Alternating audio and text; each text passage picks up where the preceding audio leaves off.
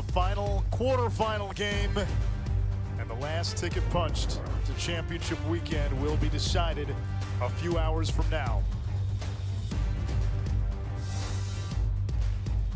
Penn State held off Army earlier today. Duke and Penn State will play in the early semifinal next Saturday.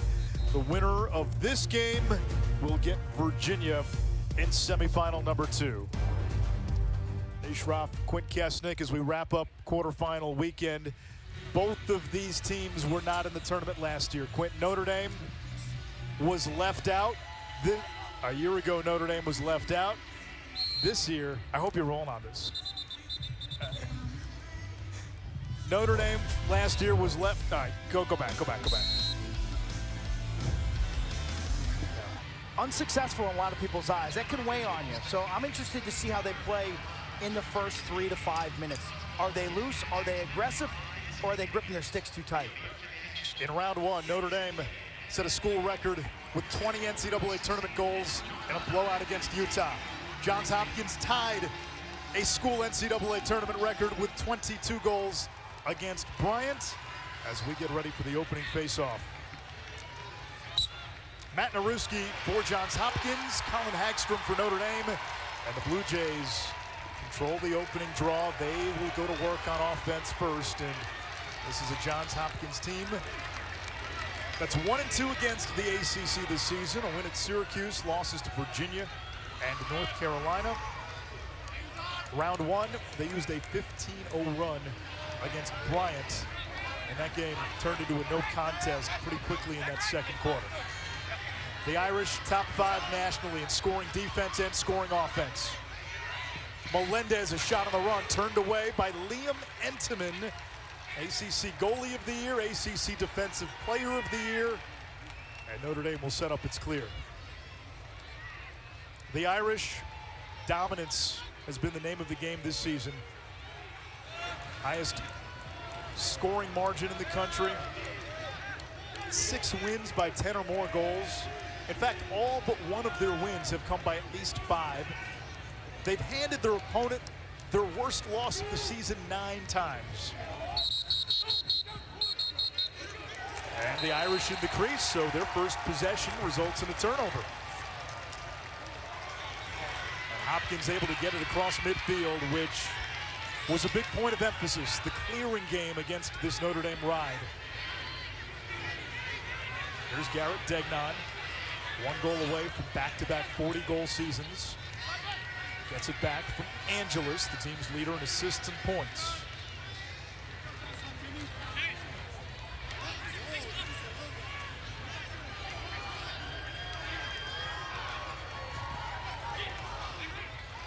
Hopkins runs a motion offense, free-flowing, positionless.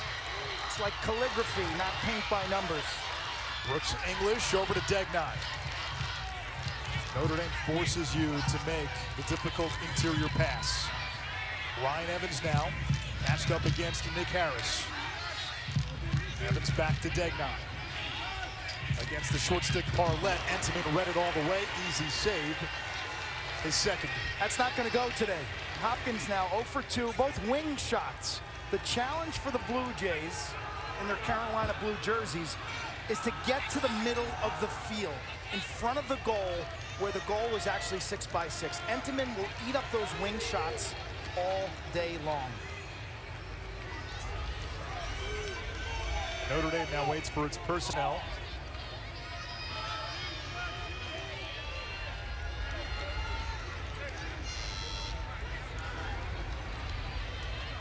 Hard shot turned away by Tim Marseille. The rebound, though, to Brian Tevlin.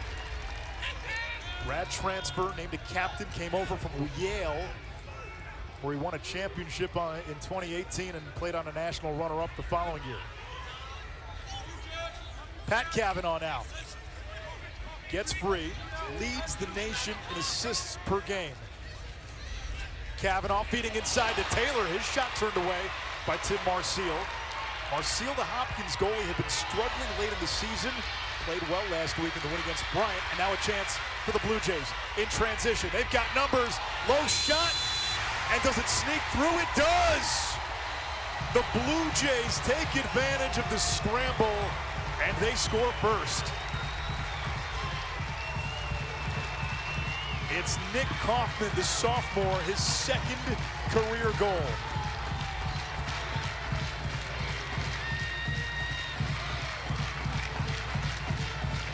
Tim Marcial comes out with his eyes locked and loaded. Watch the reaction. Rebound kicks out. If you're going to struggle to score in 6-on-6 today, push the transition. The Blue Jays have been sneaky strong running this season from D to O. They have a host of long poles who've got in on the scoring.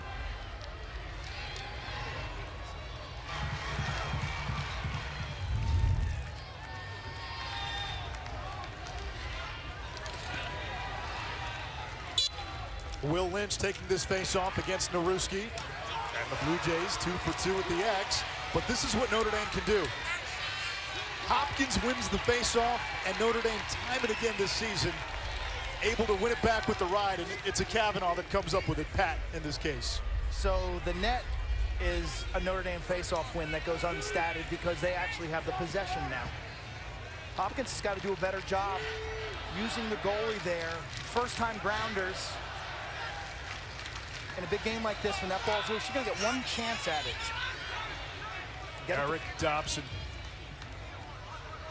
Notre Dame's top-scoring midfielder. Hammer of a shot.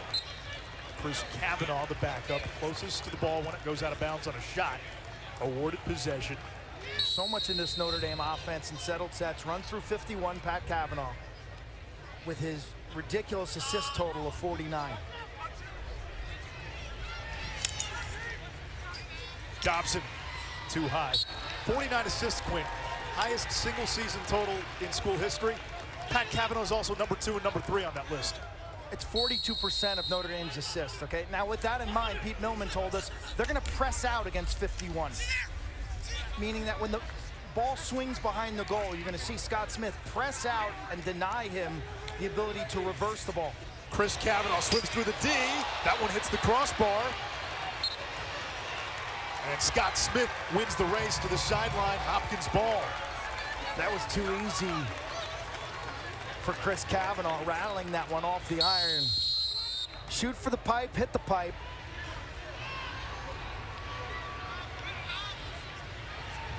Now Hopkins will clear. They practiced this week against a 10-man ride, even though Notre Dame doesn't 10-man ride. And what do the Irish do?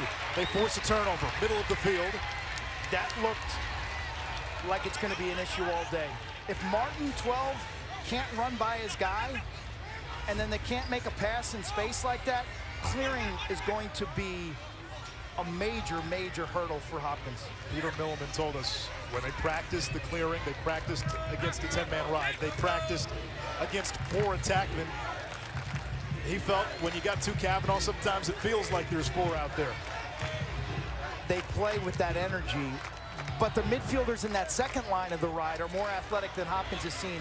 Here's Simmons, the Virginia transfer, ties it for Notre Dame at 1.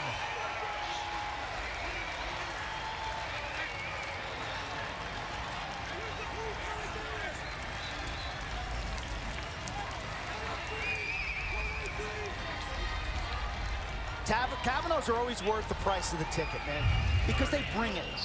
Whether they're having success or not, there's an energy level, low to high release. Ricochets that one off the pipe. That was Chris Kavanaugh.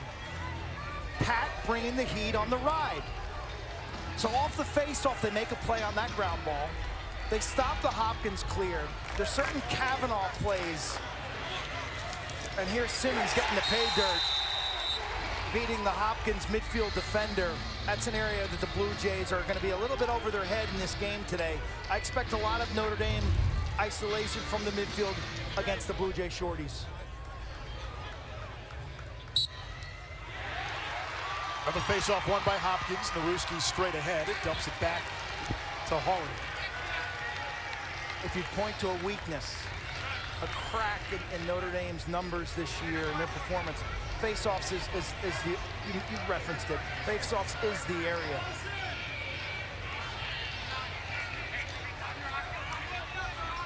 Here's the freshman, Matt Collison. Got Big lefty shot, good crease speed, but the Hopkins player was in the crease. Peshko. We've covered a ton of Notre Dame games this year. They're on TV all the time, and the best way to attack them is from behind the net using picks. Now Hopkins clogging up the middle of the field on the Notre Dame clear.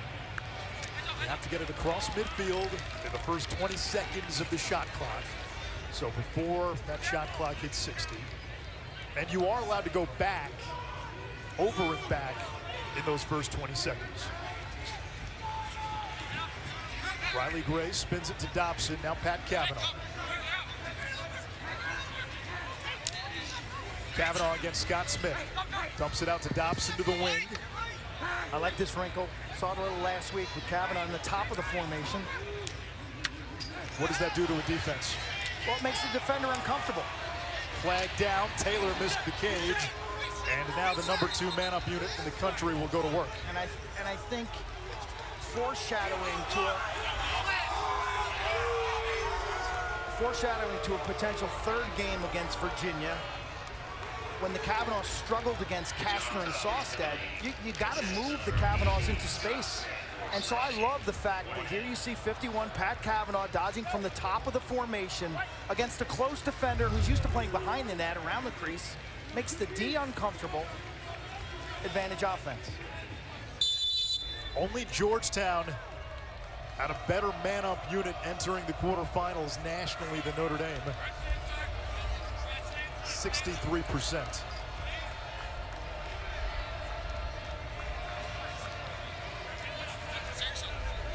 Pat Cavanaugh to his brother Chris. He fires. And the backup to Griffin Westwing. 5th year. Wow, he paid the price, didn't he? No call there. Zulik. Big Zulik, senior captain.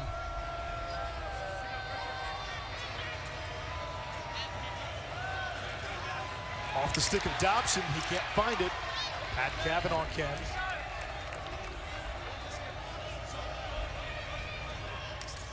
Here's Chris Cavanaugh. Too easy for Notre Dame. It's 2-1. Irish on top.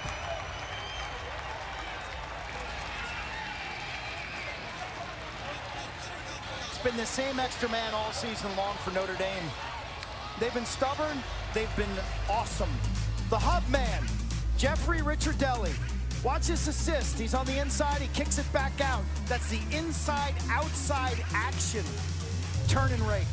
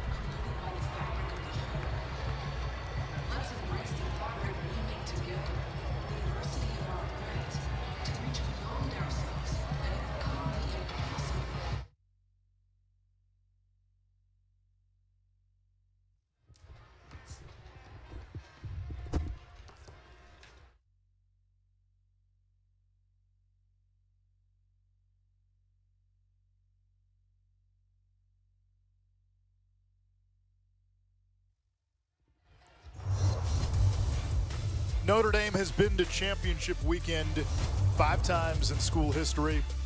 The last time in 2015. In fact, Notre Dame and Hopkins both got to the semis in 2015. Both lost by a goal in the semis. Twice the Irish got close. 2010, They took Duke to overtime. Scotty Rogers was incredible in that NCAA tournament. C.J. Costabile scored the famous game winner.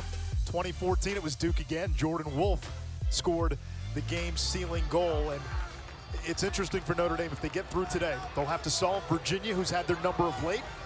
And then Duke has been the thorn in Notre Dame's side in their NCAA tournament history. Golden Domers under Kevin Corrigan since 1988. When he went there, they raised up from club to D1, eventually being fully funded. Many of his first years, they made it to championship weekend back in 2001 without the full allotment of scholarships. The Ulrich twins, Tommy Glatzel, finally fully funded mid 2010, 2014 on the national stage in legitimate fashion. What they've done out in South Bend, though, in terms of drawing fans to Arlotta, to me has been off the charts. It's so cool to watch. Kevin Corrigan has built this program from the ground up. And while the brand of Notre Dame speaks in the imperative, Notre Dame lacrosse, geographic outlier for so many years. Fledgling program in leagues like the old Great Western Lacrosse League. Finally, when they got to the Big East, it gave them access to a better schedule. That resulted in better talent, and we saw the program start to grow exponentially, really starting toward the end of the first decade of the 2000s and then into the last decade. And now they're one of the premier brands and one of the premier programs in all of college lacrosse. Degnan, left hand, free, got it! Goal number 40 by number 40.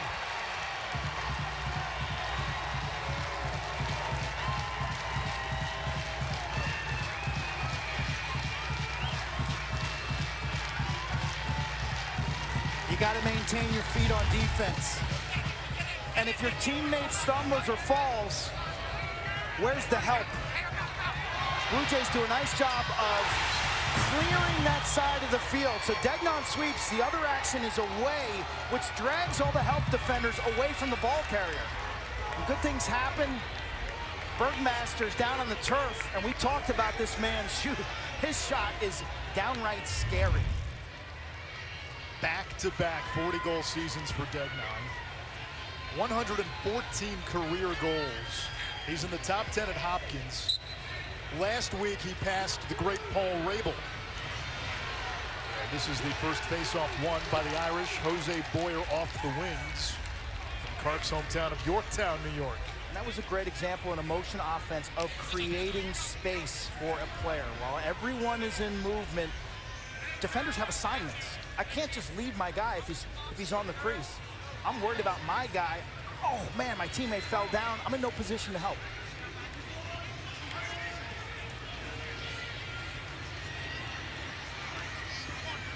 Quinn McCann, 15 and white, a two-way midi. Now Riley Gray, who had a hat trick in round one against Hunter Jaronski. Gray drives down the alley. Can't get it to Kavanaugh. Dobson shovels it back to McCann. Chris Kavanaugh. That's a save by Marseille. His brother Pat tracks it down. New 60 for the Irish. And Pat's being really taken out of the equation by Scott Smith of Hopkins. Look how far he's pressing out. So they're denying him the ball. They basically are, and that's keeping the offense. Gray with the save by Marseille, and then it's Taylor on the rebound like a hockey player. Caught the rebound on a fly, cashes it in. Jake Taylor with his 24th goal of the season, and it's 3-2 Notre Dame. Rebounds are a constant storyline in NCAA tournament games. Seems like we're seeing one a game. Gray's dodging with confidence. Taylor's got the knack inside. He's had a really strong last 5 games in His numbers have gone through the roof. You had 5 against Utah, 2 against Virginia in that loss. Denver, Colorado.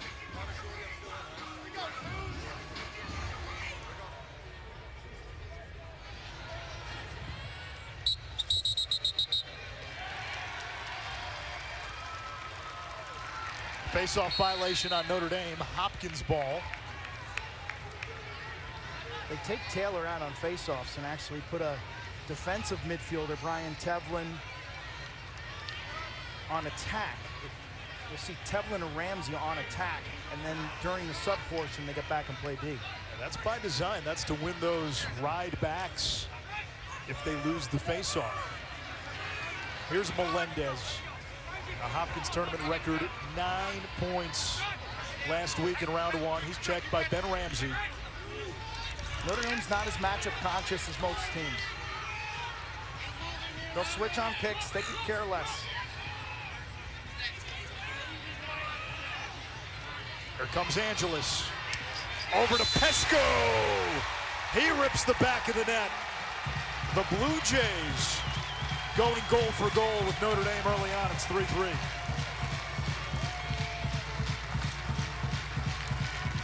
That's a look that's got this Notre Dame defense perplexed. I love this action. Watch underneath, watch closer to the goal. You see the pop out. So when Pesco's man sets up as the second slide, he steps upfield. I believe it was Will Donovan. Comes off him just a little bit in a help posture. Pesco backs out towards the wing, presents that visual target. Boom, a strike. Turning right, that's the best offense we've seen from Hopkins in the half-field set. Naruski and Lynch, and the face-off won by the sophomore Will Lynch, who went 15 of 19 in round 1. Naruski had a goal and an assist in round 1, winning 8 out of 17 against Bryant.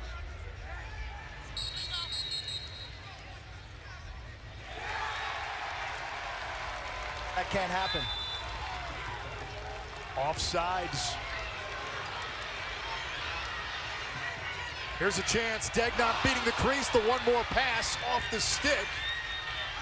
Marco Napolitano had it. Hopkins gets it back. A timeout by Peter Milliman as Cody Ince picked up the ground ball. 4 minutes to go. Quarter number 1. And Peter Milliman's Blue Jays trading punches with Kevin Corrigan's Irish.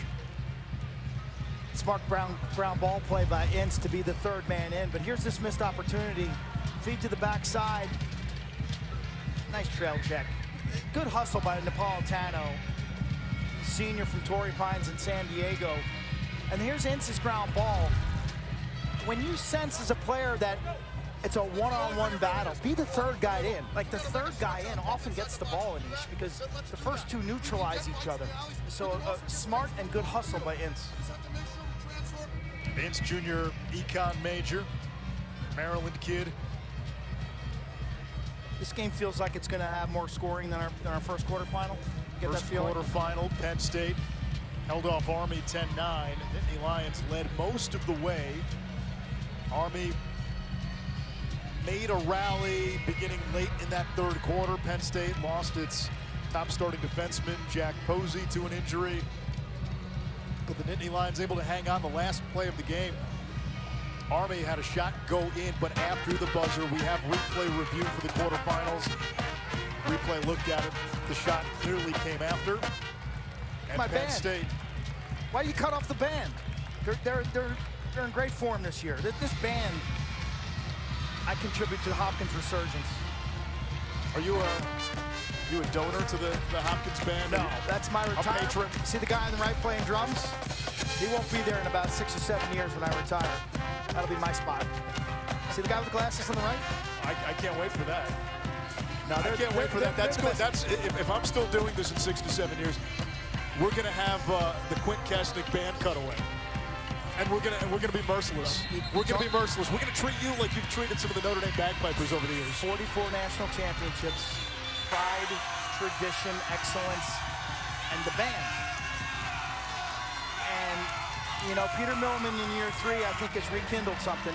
There's been a re-sparking of this franchise this year by a stubborn bunch of seniors, a couple transfers, a new offensive coordinator in John Crawley, and this group has turned the corner. They have a lot, regardless of where this game goes today, Anish. It's been a really important year, big picture for Johns Hopkins lacrosse. So many of the offensive players have talked about the impact Crawley has made, and what it's meant to these seniors who went through the storm to be a part of the resurgence. Now McDermott drives down the alley, takes it back. Charvet, left hand free, blocked. Notre Dame the other way. Here's Tevlin. Could have a trailer. It's a 5-on-5. We'll see who. Tevlin's capable. Looking for the crease feed. Wanted Boyer the long pole.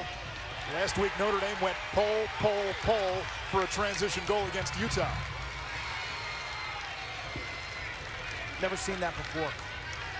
Pole, Six pole, in blue, Quint. Alex Mazzone, second-round pick in the PLL draft. So good off the ground, and he could be a big weapon against this Notre Dame ride for Hopkins. As impactful a new face for this Hopkins team. Defensive efficiency numbers vastly improved. His ground ball numbers alone have taken this team from a negative ground ball margin a year ago to a positive one this year. They've also increased their clearing percentage by 5%. Alex Mazzone, huge addition.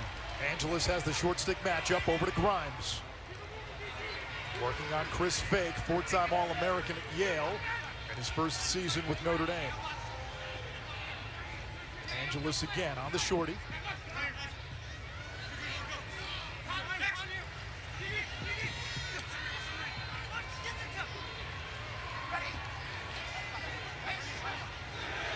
Melendez now, shot clock into single digits. Conlon stays with Melendez, who lost it. Shot clock now down to 3, and Melendez has to throw it away.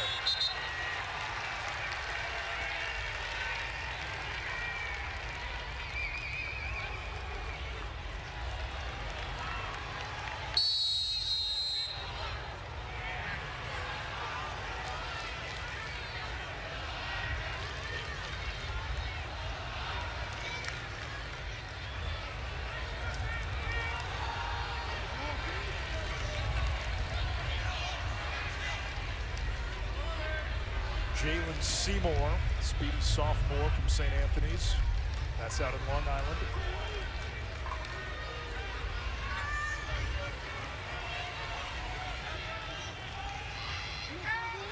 Pat Cavanaugh now marked by Smith. Cavanaugh. Good defense by Smith. He's got to give it up. Now it's Simmons on the invert. Against Brett Martin, Hopkins top, short stick D midi. Here's Chris Cavanaugh. Fake the shot. We come up on a minute to play in the opening quarter, tied at 3. Winner gets Virginia in the national semifinals next Saturday. Dobson. Far side feed, shot to score. It's Seymour, his 4th goal of the season. The evolution of Eric Dobson. When he came in as a freshman, he was known for a lefty hammer of a shot. We've seen him grow with the right hand. We've seen him develop as a feeder. And he finds Seymour for the go-ahead goal. Dobson, big lefty, he's going to draw the eyes and double team. This is a major step in the right direction for his development. To be able to see through the defense, to understand that they're vulnerable on the backside, and for him to kick this in front of the entire formation from weak side to strong. Seymour makes a good catch and finish as his angle is diminished. But that goal, a credit to Eric Dobson. Interesting young man. Jacksonville suburbs. Huge Florida football fan. He went dressed as Tim Tebow for 3 consecutive Halloweens. One time even used a Friar Tuck haircut. Some of the haircuts we saw from Notre Dame last week would put the Friar Tuck haircut to shame. All-timers.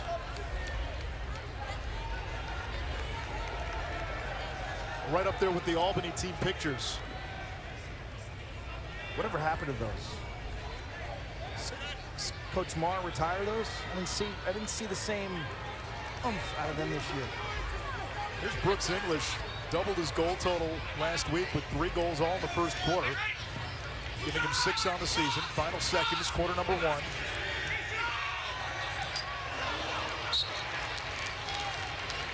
Angeles with 8 seconds. Fake picks him up.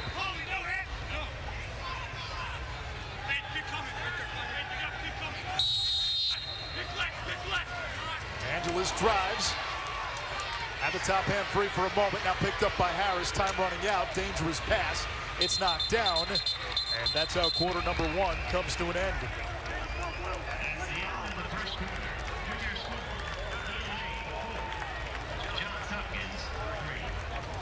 A trip to championship weekend, and the city of Philadelphia on the line. The Irish with a one-goal lead on the Blue Jays of Johns Hopkins. 7 different goal scorers in the opening quarter. It's 4-3 Notre Dame.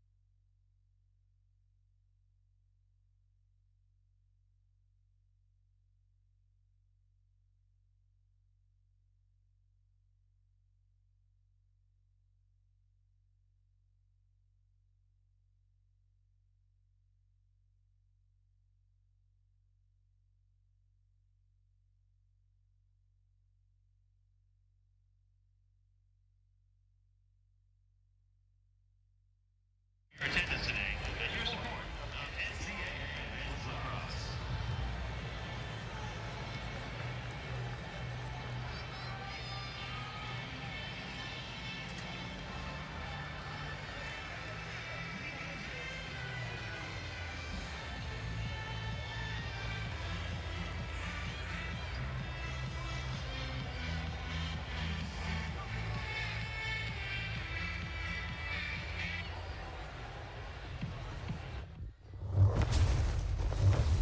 Johns Hopkins is to lacrosse what Notre Dame is to football. 9 NCAA championships, second most all-time. That's only the NCAA era. But they haven't been to championship weekend in some time. 2015 was the last time the Blue Jays got there. 44 national titles if you count the pre-NCAA era. 29 trips to championship weekend, more wins than any other program. They started playing in 1883, and one of those national titles was with my colleague and friend Quint Kesnick in goal back in 1987. Gonna say it wasn't in the 1880s. Could have been. I think Coach Millman's done an incredible job. You know, he took over during the pandemic, which was difficult in terms of relationship building, connectivity. And his personality, even-keeled, monotone. He doesn't initially wow you, so to speak, but I think there's value the longer you get to know him. And so I think it's taken some time. Came over from Cornell after a successful run there. Remember when that 2020 season ended, Cornell was #2 in the polls. Very much had a case for #1. Collison over to Dylan Bauer. Bauer's a speedy midfielder, #7. Here comes Melendez, driving down the alley. Serpents behind the crease, fakes the pass, shoots low, and it went in. Looked like Entenmann might have had it, was trying to dig it out, and we're tied at 4. Hopkins is shooting really well, making the most of their opportunities, and Entenmann has not been able to find a rhythm or flow.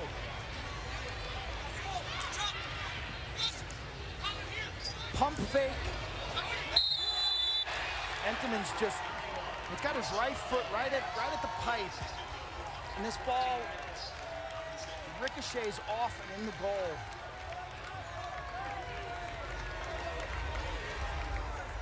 And that's about to be an internet meme. But going back to Coach Millman, what Timmy Marcille said, you sense how much more comfortable he has become with the team. He said he's not easy to read, but he's easy to like. And I think Coach Millman has figured out what matters, what this team needs to do to play winning lacrosse. I think he's delegated more effectively. And this team is taking care of the small things. Ground balls, clearing, turnovers, the things that win lacrosse games. And in this game, his 2 big points of emphasis: offensively, use picks, change matchups. Hopkins has done that. Defensively, deny X, deny the ball going behind the cage, especially to 51. They've done a good job of that as Entonen eats that one up. And then compete in the hustle stats. You're playing this Kavanaugh group, man, they're gonna bring the fire on ground balls and clearing. You gotta match that. And Hopkins has done that this year. They have avoided self-inflicted wounds. They've cleaned up a 2 or 3 year long clearing issue where the Keystone Cops clearing the ball. They've played a winning brand of lacrosse. Now, are they good enough to beat Notre Dame? I don't know. But they're gonna give you a winning brand. They chart what they call invisible stats. Things that don't show up in the box score. How effectively you set a pick, you set a screen. How a cutter may have gotten open for himself or somebody else. Every player has a per-touch efficiency rating, and that determines playing time.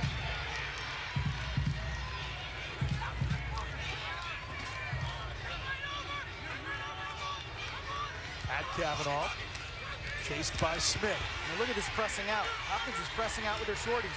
Kavanaugh feeds the middle. Chris Kavanaugh could not get the shot off. Shot clock under 10. Dobson with a rocket. Marcille saved it. That was a desperation shot. So the result of great defense. That possession, the 2 shorties, Ince and Raposo, were face guarding their man. Hopkins was basically playing a 4-man defense with their 4 poles. You could nickname it a 42, let's say. And it caught Notre Dame. There was massive confusion.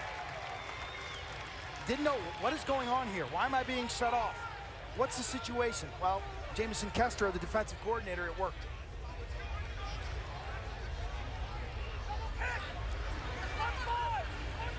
Marcille with a heck of a save on the last second shot by Dobson. Good look there inside for Peshko. It got away. Melendez is there. Flips it to Angeles, and now Bauer.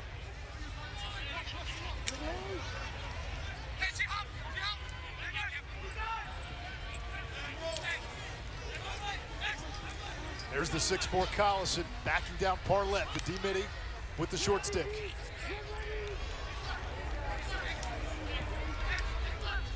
Bauer against Boyer.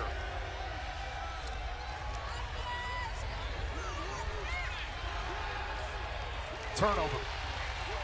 Shot clock was down to 2. Irish fans love it. They come to their feet. They appreciate great defense. Notre Dame under the Minister of Defense, Jerry Byrne, for years. Best in the business. Jerry now the head coach at Harvard. But Hopkins content and willing to roll that ball in the corner and fight another battle.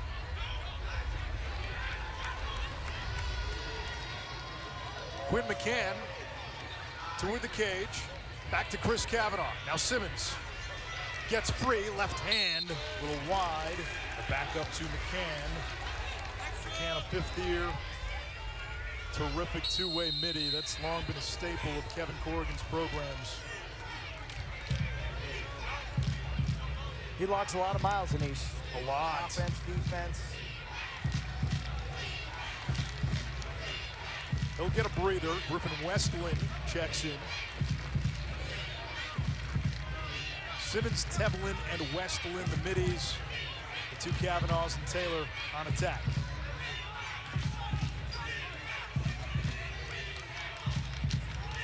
Smith continuing to press out against Kavanaugh at X. That's behind the goal. Chris Kavanaugh. Good ball reversal. Pat Kavanaugh now gets it. Shot clock under 15.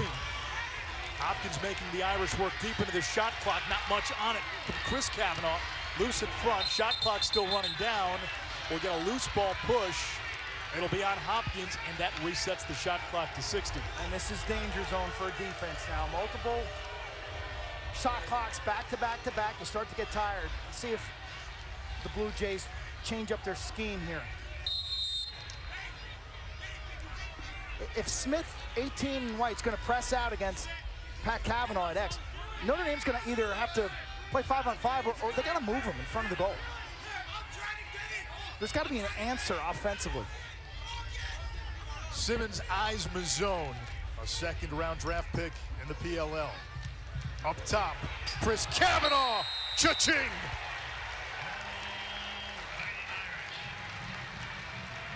The loose ball push and reset of the shot clock, as advertised, dangerous.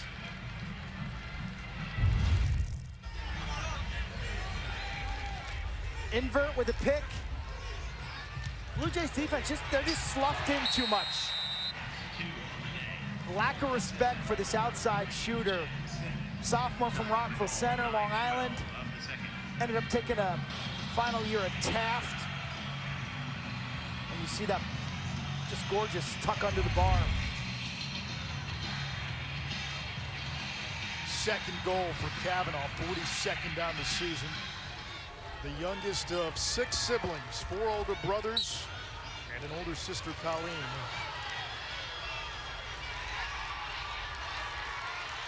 Hopkins wins the faceoff. Hawley lost it.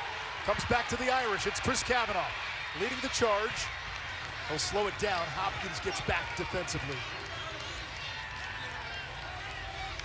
And this defense, Quint, now has to dig in for Hopkins. 2 long possessions. You think you got a face-off, and here comes Notre Dame right back at you.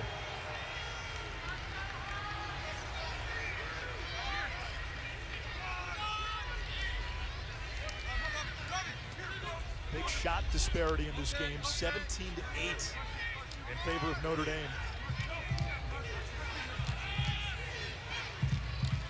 McCann against Ince. Teams have picked on 15 and blue this year. Taylor had a good look. Kavanaugh with the backup. What's Scott Smith doing well against 51 right now? He's shutting them off. He's pressing out when the ball's on the wing. Oh, now Pat Kavanaugh's got a matchup. Raposo, the short stick. Where and when does the slide come?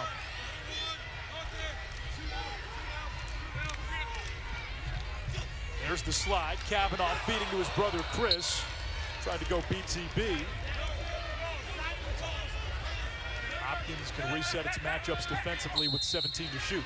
It's great trust, isn't there, Anise, between the Kavanaughs and Taylor, where they just jam the ball inside and trust one another? Gray on the doorstep. That hits the pipe. It's Notre Dame ball, and that is another shot clock reset. And boy, it feels like Hopkins has been on defense now for 4 minutes. Had they not burned a timeout earlier, this would be a perfect time for a defensive timeout. Gray. Skip pass to Dobson. Dobson, top shelf. Using the pick from Taylor.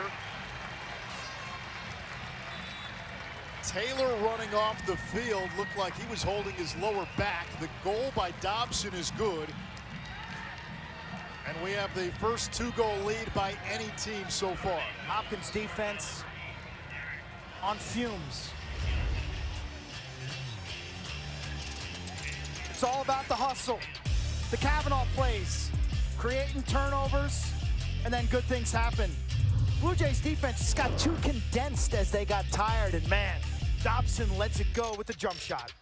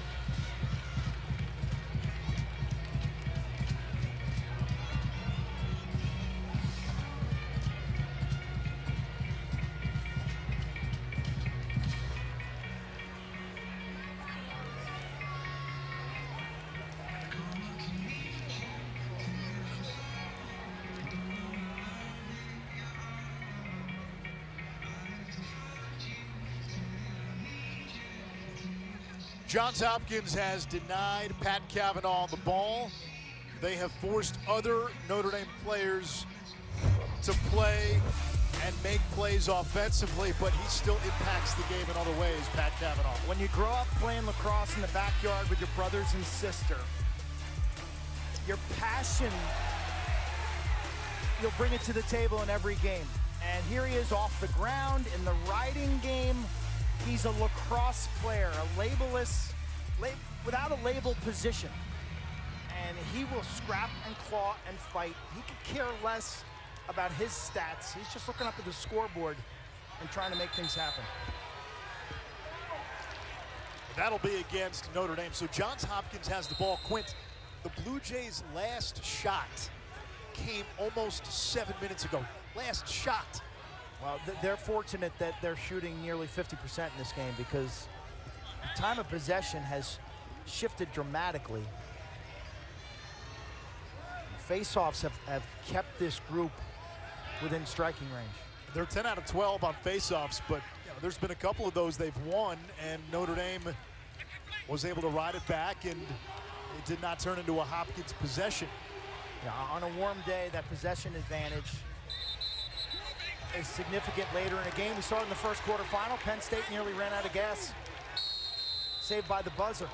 Moving pick on Hopkins, so now it's 7+ minutes since the last shot. It came at the 14-minute mark of the second quarter. That was the goal by Melendez, which made it 4-4. Irish plus 13 on shots in this opening quarter. Hopkins has turned it over 8 times. Here's Chris Cavanaugh. He's got 2 goals. And that's going to be in the crease. Interference or a moving pick. Either way, team's trading turnovers off ball. Feels like this game is being refereed tight. Hopkins breaks the midfield line.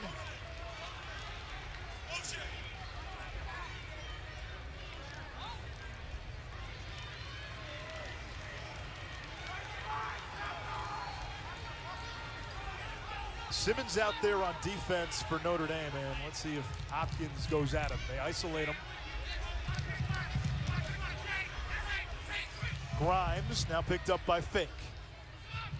And now you got Angeles against Simmons. Big matchup advantage here for the Blue Jays. Angeles looking to get top side and throws it away. Smart offense. You see how they bring the weak defender and get a switch onto their best offensive player. And you should bake that in the play call. That's just good offense, and it's really simple to do. The execution went awry.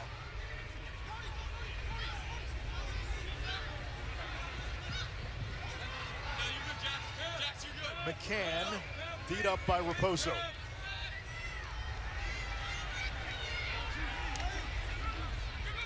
Dobson with a hammer. Now Hopkins goes to their invert zone defense when they don't like the matchup, and they sag in, and they give Dobson a good look from 15, and he'll take that, man. He's got significant velocity and range. Taylor working a 2-man game with Pat Cavanaugh. So Taylor looked like he got a little dinged up setting a pick on the last Dobson goal. Back in there. Good matchup for Dobson. Dobson against the shorty. Over to McCann, dropped it. Mazzone, he's a vacuum. Dobson able to recover. I tell you, Eric Aiton-White's playing a big-time game today. Shot clock at 15. Gray through the defense. Turned away, shot clock at 7. Good defense by Hopkins, ball loose in front. Blue Jays have it. It's been 10 minutes since Johns Hopkins' last shot. This was a team that went on a 15-0 run in round 1 against Bryant. Down 3-2. sent the band to the trainer's room. Get some new reads.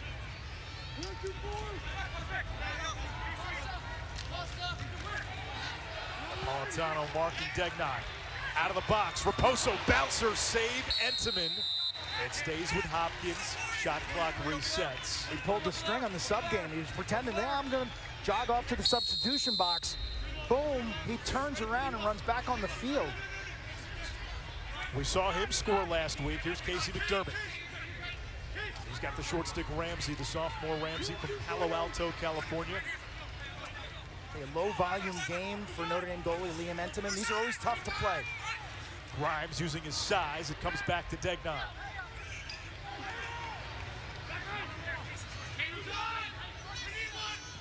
Melendez against the short stick. We need one, meaning we need a double team.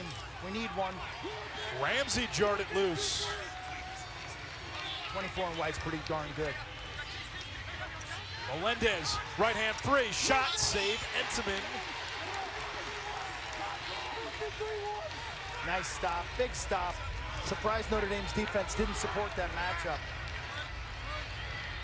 Ramsey's turned into a very sound D-Midi and a timeout by Kevin Corrigan. Notre Dame still has one left, 2:27 to go. First half, 6-4 Irish.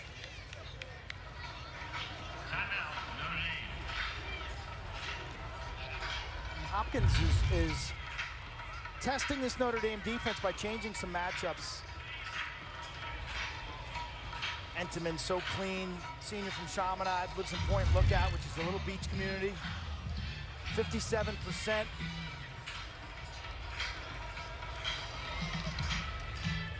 We were talking about Ben Ramsey, one of the bright defensive midfield stars, I think, across the country. And in the mold of a guy by the name of Jack Neer, who used to play at Notre Dame. Two-way, I think Ramsey's got 4 goals in the last 5 games. All ACC. 200, Palo Alto, California. A little trail check right there.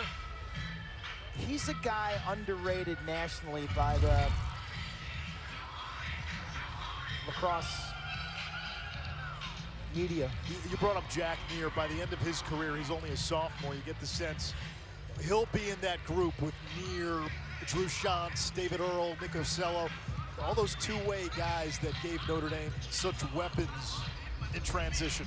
And quite frankly, for them, it's a very fun position to play. It's challenging. Mileage, versatility of skills. But there's a role for him if he wants to continue playing in the PLL. We see those guys all the time. And he's got the athletic body, speed, the tools to be a pro and play after college.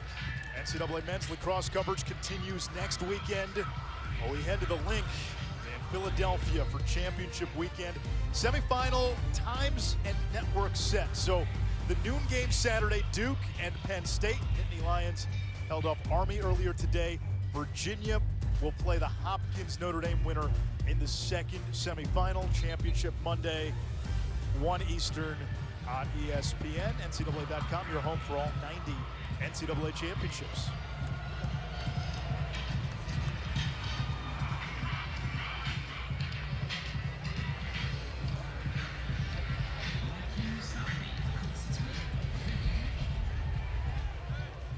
.64 Notre Dame.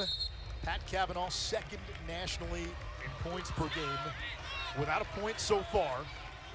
Hopkins has essentially shut him off, denying him the ball at every chance. Created some opportunities for some other players, including a good look there from Chris Cavanaugh, who wanted his 3rd goal. And Pat Cavanaugh will start things up. 51 on the shot clock, 2:12 to go in the half. Blocked by the defense. That was a gorgeous hitch and go for Cavanaugh. Pat Cavanaugh comes over to Taylor now. Tevlin as Juronski hung. I like the passing from Notre Dame we're seeing today. Tevlin's been a man of all seasons for Notre Dame. Offense, defense. He'll play with a long pull on man down. Simmons catch, release, and it's 7-4 Irish. Second goal for Simmons. Think Pat Cavanaugh gets this assist?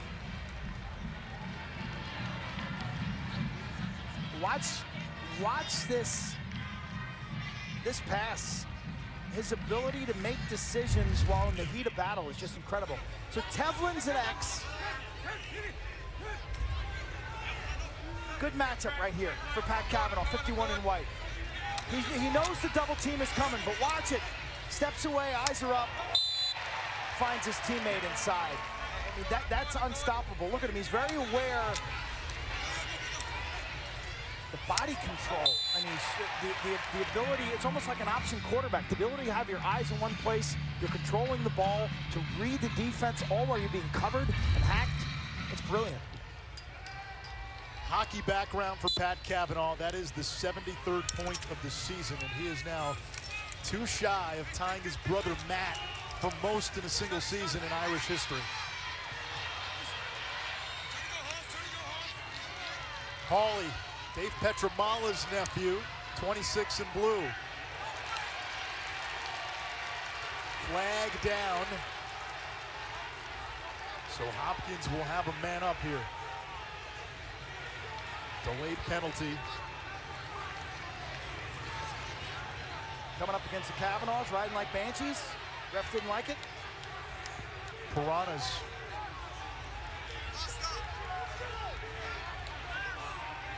We come up on a minute to play, first half. 40 on the shot clock, and a penalty coming against Notre Dame. Melendez over to Peshko.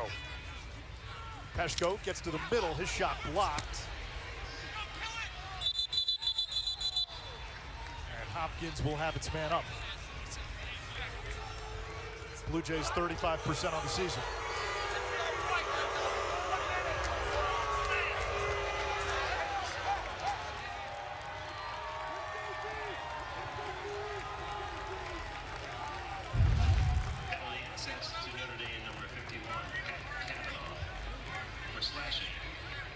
Chris Cavanaugh. Nothing good ever happens with one hand on your stick, especially out in the open. Referees, no, I guarantee the Hopkins staff was all over the officials pre-game. Hey, watch 50 and 51 when they ride, they swing their sticks. Matty Palem making the call.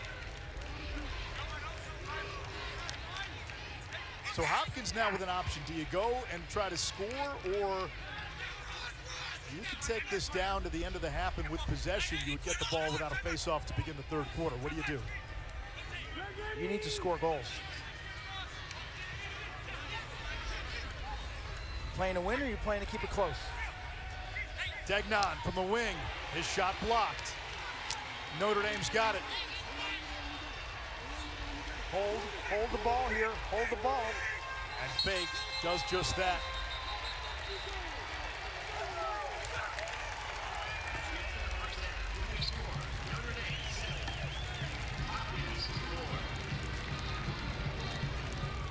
This was a 4-4 game. Goals by Chris Cavanaugh, Dobson, and Simmons. Closing out the first half for Notre Dame, and the Irish 30 minutes away from taking their vengeance tour to the city of Philadelphia. 7-4 Notre Dame. We'll look at quarterfinal number 1 from today at halftime.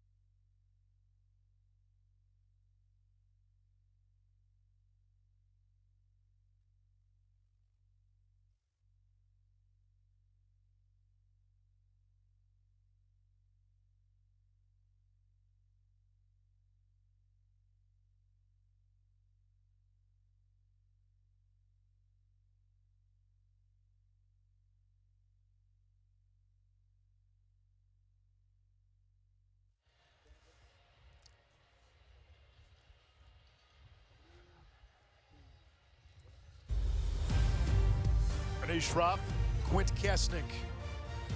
The fourth of 4 quarterfinal games, the second today in Annapolis, and it's Notre Dame leading Johns Hopkins 7-4. Yesterday, Virginia punched its ticket to championship weekend, taking on Georgetown, the Big East champions right away. Who's landing haymakers? Petey LaSala, make it, take it, turn and rake it. They scored 7 goals in the first quarter. That game had incredible tempo and pace.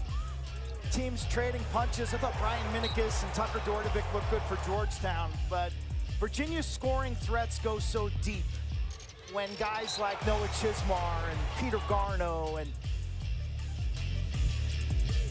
Petey LaSala, Patrick McIntosh can get on the scoreboard. It's just hard to keep pace with them. Georgetown got it to 11-11, and then Virginia pulled away. 4 unanswered to close the third quarter. Garno with the extra man. Fourth quarter, Tucker Dordevic gets one back for the Hoyas, but Georgetown, while they kept it closer, there were enough welcome back to Jurassic Park moments. Cavaliers to championship weekend for the 3rd time in the last 4 seasons. They'll get the winner of this Hopkins Notre Dame game. Connor Schellenberger, he had some injuries mid-season. He looked healthy, 6-4. Not a surprise. I think a concern going forward if you're Virginia. You know, Matt Nunes was good. He wasn't great. We'll see how he looks next weekend. Michigan and Duke, the other quarterfinal from Albany. Duke, the 1 seed. Brennan O'Neill came to college with insane expectations. In some ways, he's exceeded them. He has become a transformative player. He's become unstoppable. Michigan had no answer. You turn it over. Here comes O'Neill. Fake pass, lefty hammer. 6 goals for the Blue Devils. There are games this year where he's deferred. He's been a facilitator. He's gotten let everybody eat. And against Michigan, that was not the case. He took this game over and made it crystal clear. Most impressive to me, though, the work of Duke's defense, specifically their midfield defense. I think that unit is vastly improved and a reason why they're a title contender. Everybody talks about O'Neill and Ledman and Dyson Williams, Jack Gray, Aiden McGuire, Jake Caputo. Those D-middies have come to play. O'Neill, we know he's sensational. Maybe the Tewaaraton favorite right now. And they have Jake Naso facing off, and you think that could be an advantage in the semifinals against a Penn State team that comes in less than 50% facing off. 4th semifinal in the last 5 seasons for John Danowski's Blue Devils. They will face Penn State, Nittany Lions, and the Army Black Knights earlier today in Annapolis. Army jumped out to a 2-0 lead. Watch Matt Costin looking for TJ Malone. Whoops. But Malone able to recover. Malone would finish with 4 goals. Best player on the field, bar none. They built an 8-3 lead, and then all of a sudden, they couldn't win the faceoff. And here comes Gunnar Fellows. Here comes Jake Morin. Here comes Finn McCullough. Gets to 10-9 late, and then nearly a miraculous goal by West Point. Clock running down, ball loose, just a few feet from the Penn State goal. A shot goes in, but it came after the clock had hit triple zeros, and we have replay for those situations. It came in handy. We would not have had a replay last week in that case. Whatever the ruling was on the field a week ago would have stood. Thankful to have replay. They got the call on the field right. Penn State to championship weekend and a date with Duke. Well, when we come back, we'll look at the Tewaaraton finalists. That race could come down to Monday, and a sneak peek at the women's semifinals.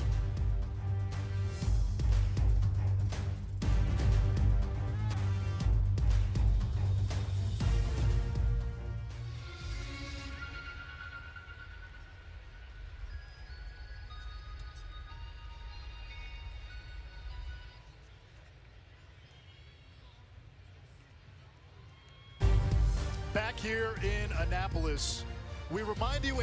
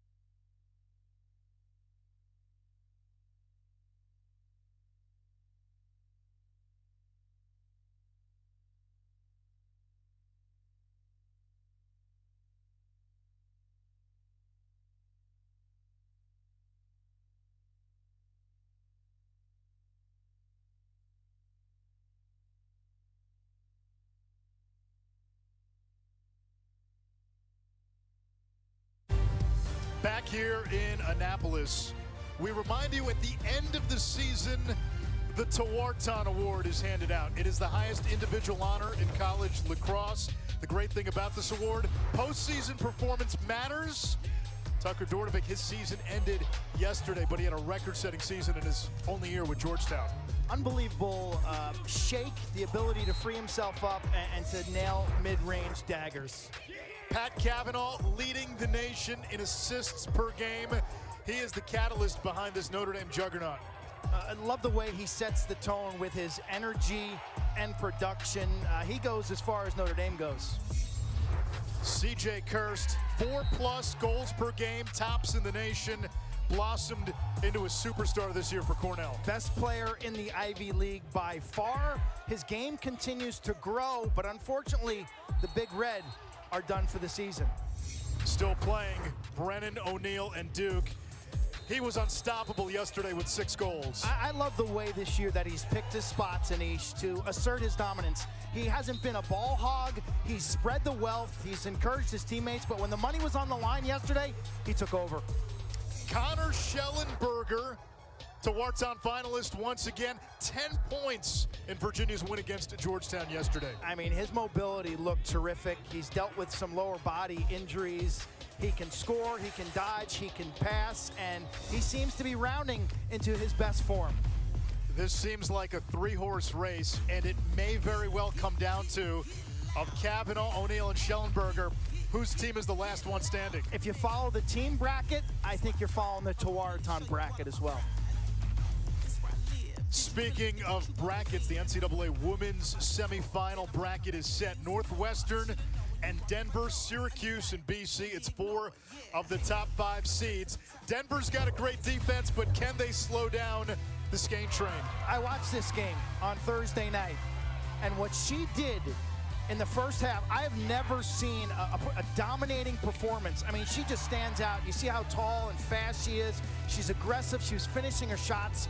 She was unbelievable. She was a pro playing amongst amateurs. It was quite a show.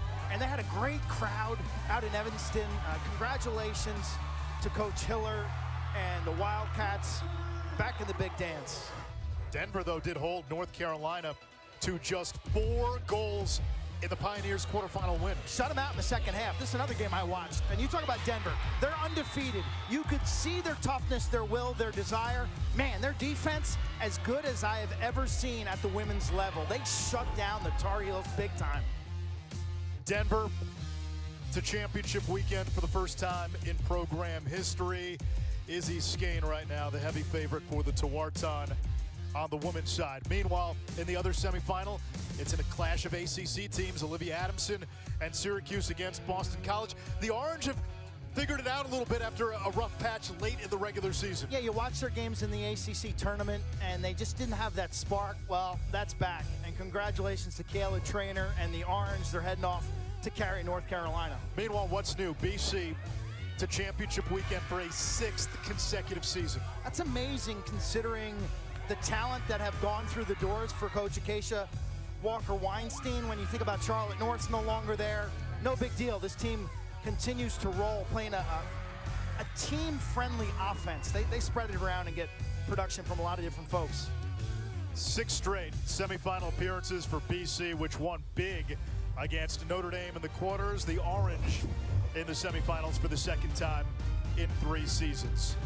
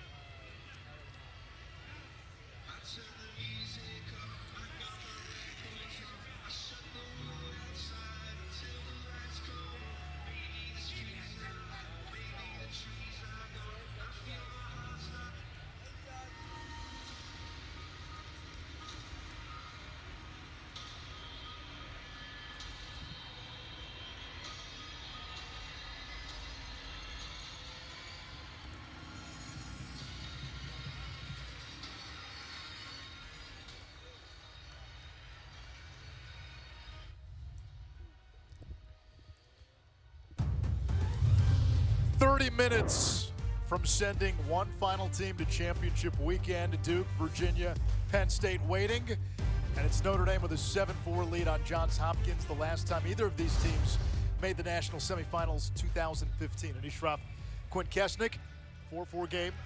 Notre Dame scores the final 3 goals of that second quarter to take a 7-4 lead in the halftime. Pat Cavanaugh, second nationally in points per game, only one in the first half, but he impacts the game in other ways.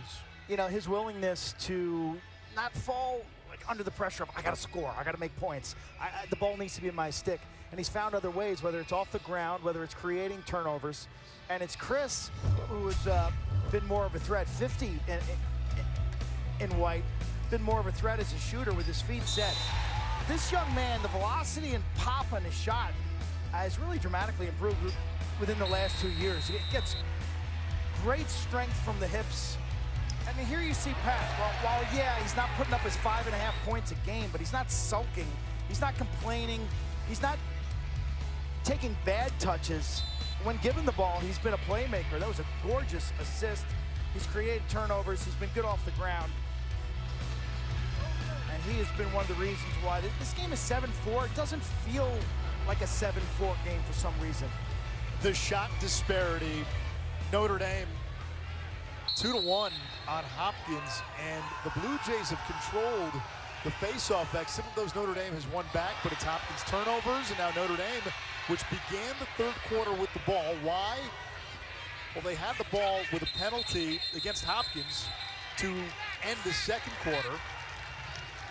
And so if you possess the ball during a penalty and a quarter comes to an end, the team that possesses begins the next quarter with the ball and no face-off. However, Notre Dame turns it over. Back to even strength. And Johns Hopkins goes to work. What worked offensively for the Blue Jays? I know they went 10.5 minutes without a shot. Not much.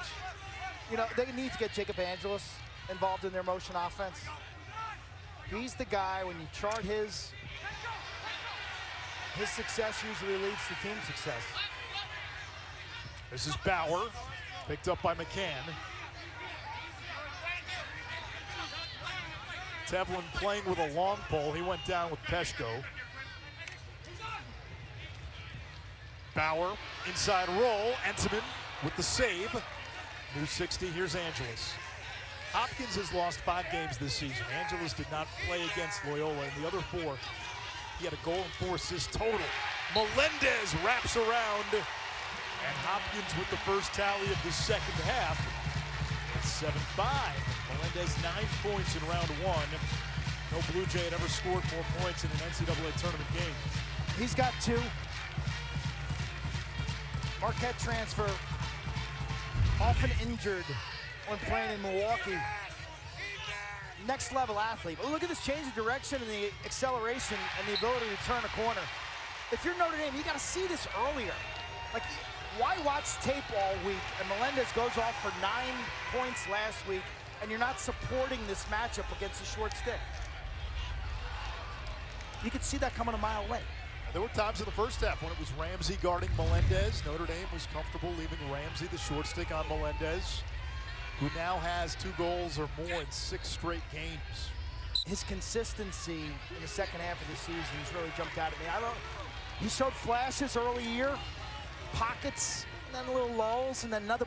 Man, at the end of the year, he has put it together, Anish, every single week. He's been great. How about his reaction last week when we mentioned to him, hey, he scored 9 points. Tournament record for 1 game for the Blue Jays, the storied program, and his reaction equated to a shoulder shrug emoji.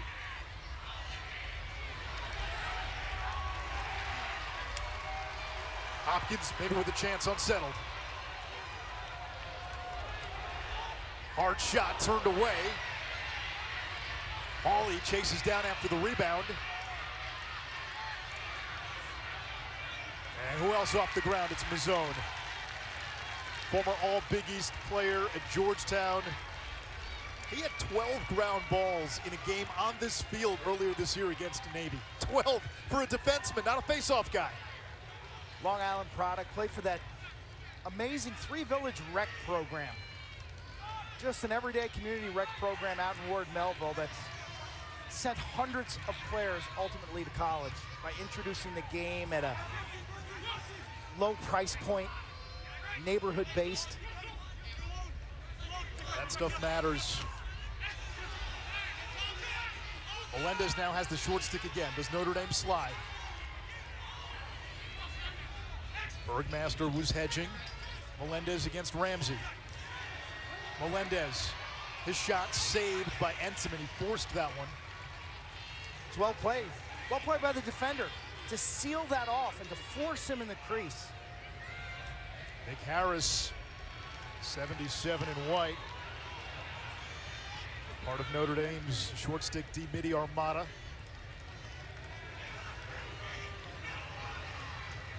And we were talking about it during halftime, like Pat Cavanaugh, almost a spectator at times in half-field sets. He's got, what, 1 assist? 1 assist. Notre Dame seems content with that because it's the other guys who are winning their matchups. McCann got run over trying to set the pick. Now Cavanaugh's got the short stick matchup against Ince. Hopkins has to help here at some point. Cavanaugh dusting Ince, fires wide.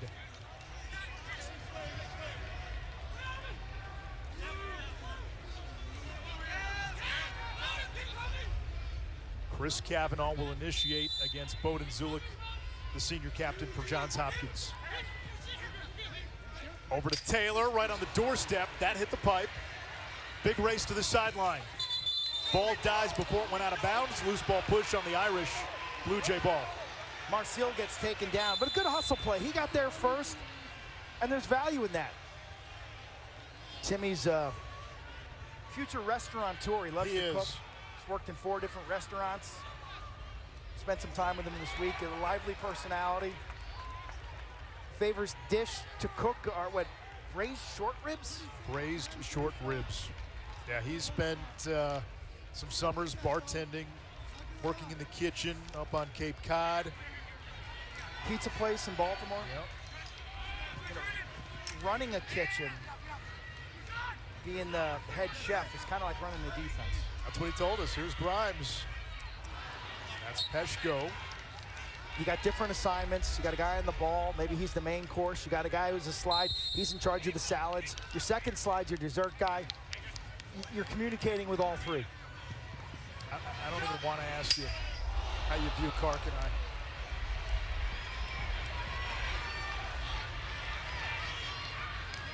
What do you mean by that? As the food analogy. You're the goalie. There's Tevlin. No, we're a salad. We're a good salad. We're like caprese. With croutons or no? You don't do croutons on caprese, right? Kark's like the olive oil, the balsamic, the basil, the salt and pepper. And he's for the tomatoes. I'm the cheese. And one without the other, oh boy, is not very good. All right. Here's Taylor behind the back. Blue Jays hanging around here, by the way. They are. It's a 2-goal game. And at times it has felt like Hopkins has been punching uphill, climbing uphill. It's only a 2-goal game. We felt that way with Army for a lot of the game against Penn State. They're down 3, they're down 4. It didn't seem close, and then the next thing you know, Army goes on a little run. Invert zone Hopkins does. Anytime the ball's behind the net has been effective. So that it's man-to-man behind, they have an automatic double coming, and then they set up in like a 1-3-1 formation in front, a zone. They're baiting Notre Dame to throw the ball up top to Dobson or whomever and take outside shots. Dobson can go downhill. Shot clock dips below 10. Cavanaugh feeding in front. It's off the stick of Westland. Shot clock now at 3. Westland run out of bounds by Hopkins. As much as Hopkins has played defense today, they've been pretty good defensively considering the amount of possessions. Time of possession, if we were charting, skews in Notre Dame's favor by a wide margin. They're making life tough for the Fighting Irish. Only 11 of Notre Dame's 28 shots have been on goal. Casey McDermott. Hopkins plays more people than Notre Dame. We'll see if that becomes a factor late Hopkins has been winning face-off. Has it correlated into more possessions? No, it didn't in the first half, but it could later in this game. Here comes Collison. This is a little shaky territory for Notre Dame. You're only leading by 2 in a game you feel like you've controlled. Collison's got a short stick matchup. Collison gets the left hand free, and that lead shrinks to 1. It's the 25th goal of the season by Matt Collison, the only freshman midfielders in the storied history of Blue Jay lacrosse that have scored more in a season. Joel Tinney and Del Dressel. 6'4", 225 from Ontario. Calm demeanor, casual at times, but man, he was mature. He asserts himself at the right time, keeps it simple, beats his man topside. He's been a dominant body dodger as a freshman, the big lefty. Were you surprised the help didn't come? As he's pushing to his strong hand, his preferred left hand, and has topside leverage, you've got to make him a passer. You've got to go and double team him. Face-off violation against Hopkins. Now the thing about the motion offense is sometimes off ball, that's a little gray. There's a confusion there. If guys are moving, I may be in the backup position, the support position 1 second, and then when Collison goes, my guy moves, what do I do? Do I stay or do I go?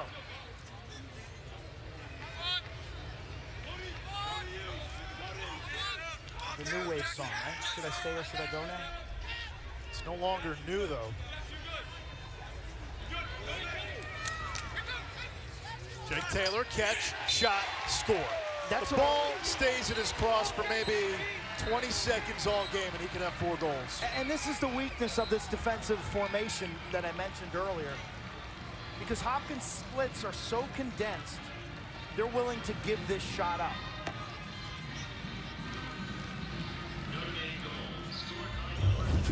Notre Dame finds the answer, the crisp ball movement and the feet set from mid-range.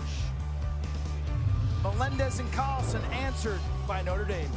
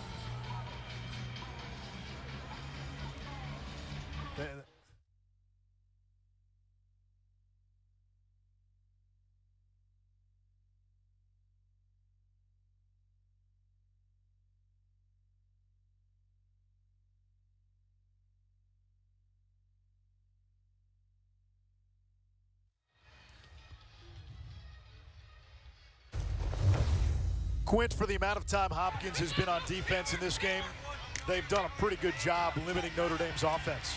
I think they looked at Pat Cavanaugh and said, you know what, if we take him out of the equation, maybe we got a shot to pull this upset. And they've been moving, pressing out, creating turnovers, good footwork. Scott Smith has taken Pat Cavanaugh out of the equation. I think the problem for Hopkins has been Eric Dobson and Chris Cavanaugh. Dobson, a goal and 2 assists. Cavanaugh's got a couple of goals. But it makes sense. I mean, Pat Cavanaugh has 49 assists for this team. It's 50 now with 1 today. That's more than 40% of the team's overall assists. So if we can take that away,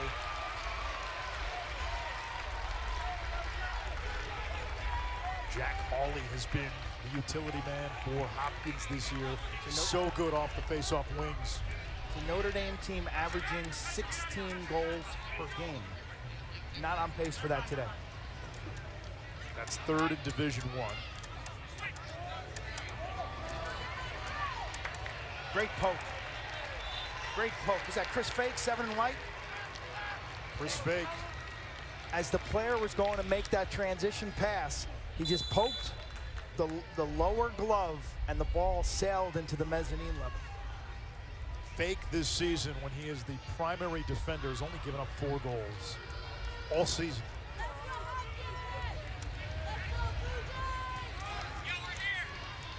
Simmons has a couple today.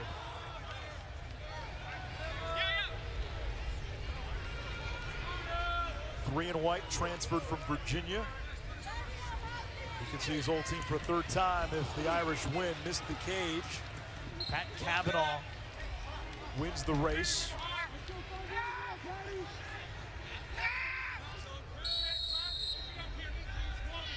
This is where you see them zoning it up in front of the goal. Now chaos at X. Cavanaugh gives it up to Devlin. And now they're back in the man. Now Chris Cavanaugh. Marked by Zulik. Picked by Seymour. Chris to his brother Pat. A 2-man game with Simmons. He's got the short stick, Jaronski. Now they get the switch. Simmons turns the corner, nobody picked him up, and he scores. They were so worried about Pat Cavanaugh getting the ball against the short stick, they forgot about Simmons.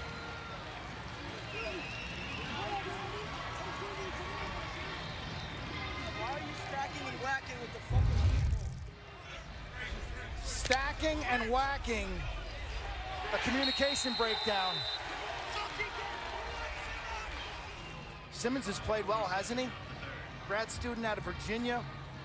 Lefty from the McDonough School, known for his wheels. He's got 2 rings, right? He was a member of the Virginia teams in 19 and 21.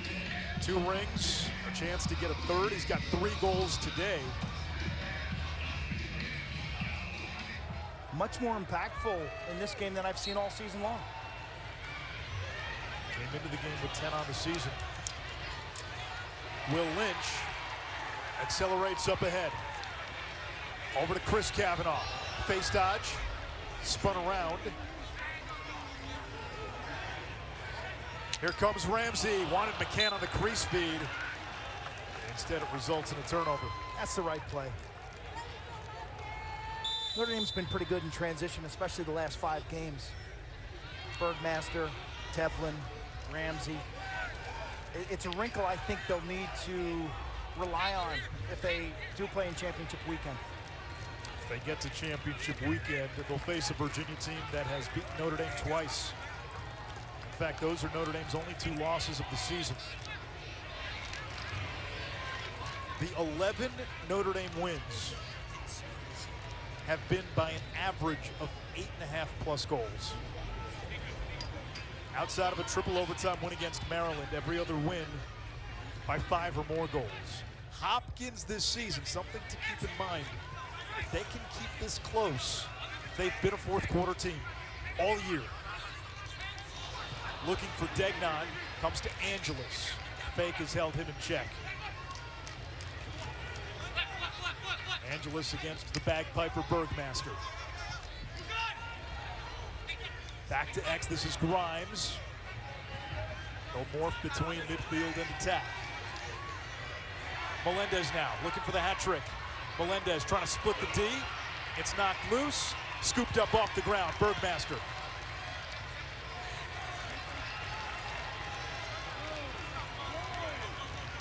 Nothing's come easy for Notre Dame today offensively. I give them a lot of credit. They haven't kind of lost their poise. They've been really sticking to the task. It hasn't been easy. Hopkins is throwing a lot of complexity, a lot of different schemes at him. But you see I feel a focus, I feel a determination. The toughness, the hustle that has been a staple of Hopkins all season, it showed up today. Chris Kavanaugh's shot ricochets off maybe a helmet. The question, Quint, defensively for Hopkins, will they have enough gas left in the tank in the fourth quarter? They have been on defense for the vast majority of this game. Gray against Ince. Now it's Pat Kavanaugh using the pick from Gray. He gets the switch. Hopkins will have to slide here. Kavanaugh against Ince. Zula comes to help. Chris Kavanaugh shot saved by Marcille.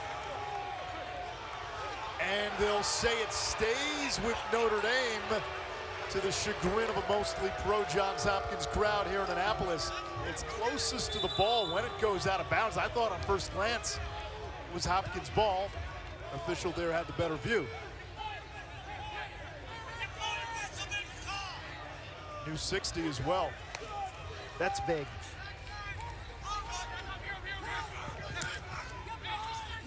Tevlin looking to shake Ince. Now Chris Kavanaugh from the wing. Feeds the middle, too easy for Taylor.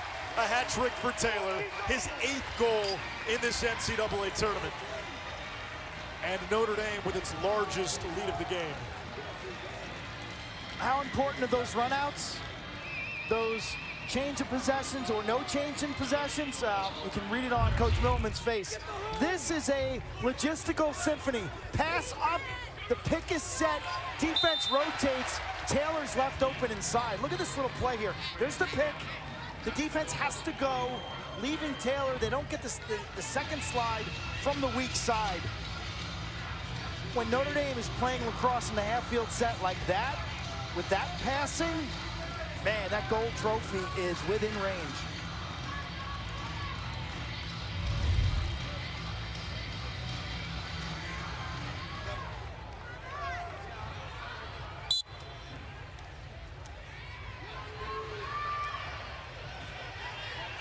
Lynch able to win the faceoff. 4-goal lead for the Irish, 2.5 to go, third quarter.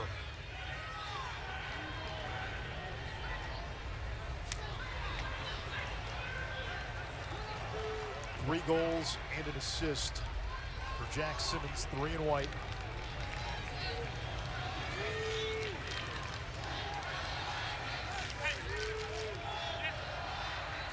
Pat Kavanaugh now on the high wing. Chris Kavanaugh goes behind the cage. Tevlin picks for Kavanaugh. Now they get the switch. Pat Kavanaugh against Martin. They've been doing more of that in this third quarter. Kavanaugh draws the slide, gives it up to Westland. Behind the cage, Chris Kavanaugh. Feeding to the middle, Westland's bouncer blocked. And it's picked up by Zulik. When Pat Kavanaugh's got it, he's got a matchup. You can feel the tension on the Hopkins side. Head on a swivel. Martin the other way. And it's going to be Notre Dame ball. Official Matt Palin right on the goal line extended. He had the view. He's in a perfect spot. And he makes that call. That's a backbreaker. We've had some long possessions. Looks like maybe unsettled. An opportunity for the offense. You give it up. Now they ride it back. Angeles leading the charge. Melendez.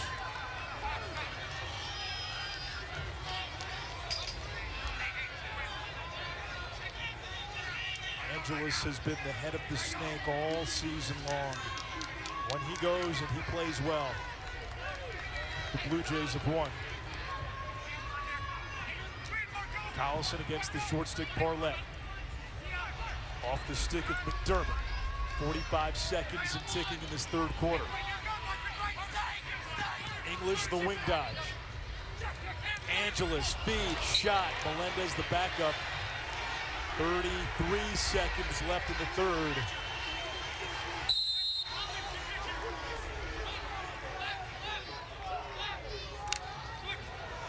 No flag. Melendez got top side. Over to Degnan. Intimate with a big save. Cannot ask for a better look if you're Hopkins. Final 15 seconds of quarter number 3. Entenmann's pretty chill. Here comes Gray. 5 seconds. Gray swims past Raposo, looking for Taylor. And time runs out. Notre Dame has heard the refrain all of last year. What could have been had they only had the chance. They've had the chance this year. They've made the most of it. The Irish 15 minutes from championship weekend. Unless the Blue Jays can stir up one of their patented fourth quarters.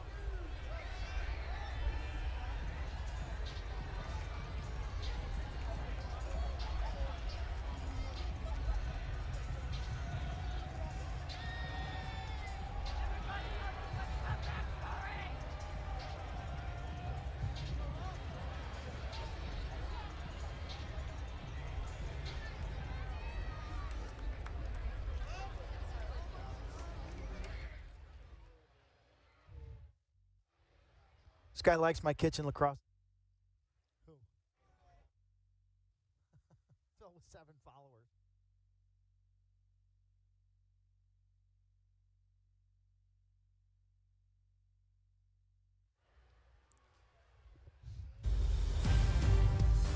Anish Ruff, Quint Kesnick from Navy Marine Corps Memorial Stadium in beautiful Annapolis, the Maryland state capital. We go to the fourth quarter. 1 spot left in championship weekend, and it's Notre Dame with a 4-goal lead on Johns Hopkins. Winner will face Virginia in the second game next Saturday. Duke and Penn State will play at noon on ESPN2 next Saturday in Philadelphia. Kevin Corrigan, 35 seasons at the helm at Notre Dame. Hasn't been to championship weekend since 2015. Hopkins, last time they were there was 2015. Blue Jays lost by a goal to Maryland. Notre Dame lost that year in the semifinals to eventual champion Denver. Opening face-off of the fourth quarter. You can feel the intensity, and the Irish have it. Irish are dominating time of possession in that third quarter because of their face-off success. Slow start, done much better in the second half. Credit Will Lynch, the sophomore from Chaminade. Done better in the second half of the season, hasn't he, statistically? It was the case last year as well, and you saw the numbers. 5 out of 6 for Notre Dame in the second half. Lynch today 7 of 15 overall. Hagstrom was 0 for 4. Aruski's taken all but 1 for Johns Hopkins.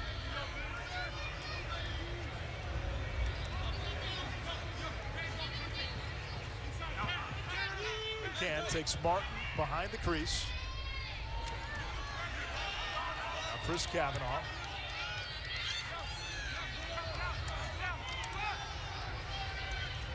McCann draws the slide, comes to Dobson. Flag down, Dobson with a lefty shot. And Notre Dame will have the extra man. If you're trying to come back and you're Johns Hopkins. Not the group you want to foul, right? No. That was effective half-court offense. Double team drawn, ball rotation. Dobson then able to dodge to his left off a moving defense. I like it.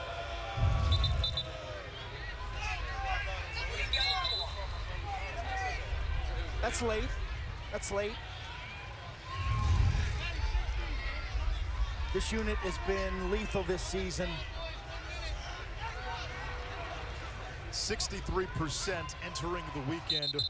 Second only to Georgetown National. Chris Wojcik, their offensive coordinator, Ryder Garnsey, their volunteer assistant, have done real nice work. They keep it simple. It's really the same formation every week. Richard Deli on the inside, 0. He can do a lot of things. He can finish or he can kick it out. Westland. Now Kavanaugh probes. Over to Chris Kavanaugh, back to Pat. Pat to Chris, shot, skips wide. Westland has the backup. Game's pretty physical. Refs letting them play there. Hopkins got away with maybe a late hit. Irish fans wanted the call.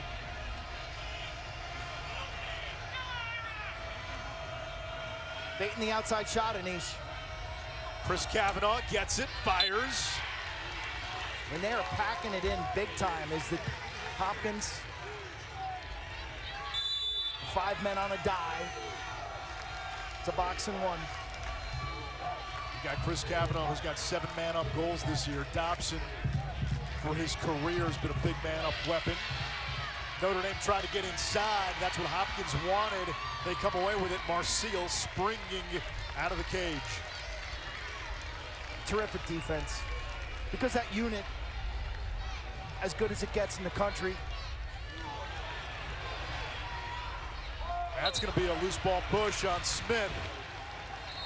You can't win big games if you're turning the ball over like that. That could have been a line ball turnover. Gives Hopkins a chance to get set on defense.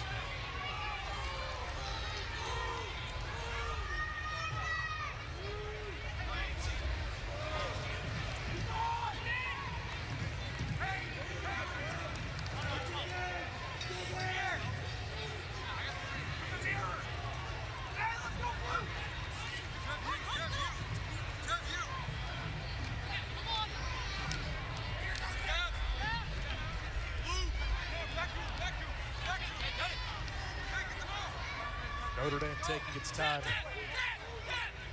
Tevlin versus Nick Kaufman. Simmons now against Mark. Simmons has been dangerous on the invert.